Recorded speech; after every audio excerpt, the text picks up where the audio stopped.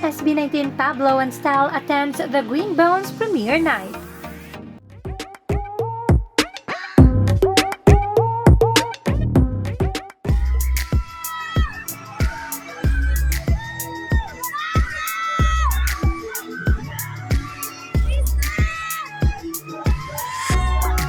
Siyempre, at pagkapasok dun sa trailer, ang ganda ng scoring, sakto sa moment. Talk about the song, ano yung inspirasyon nila dito? We're very happy muna na napasama yung Kantang Niebe para sa movie na to. We're very happy na finally magkakaroon ng highlight si Niebe and makikilala siya na mas marami pa.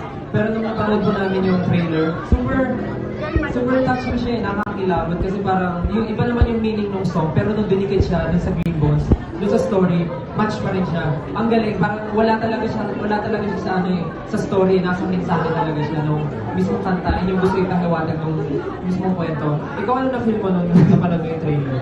Pablo. Sobrang curious ako sa mga story. Kasi yung trailer, very effective siya. Actually,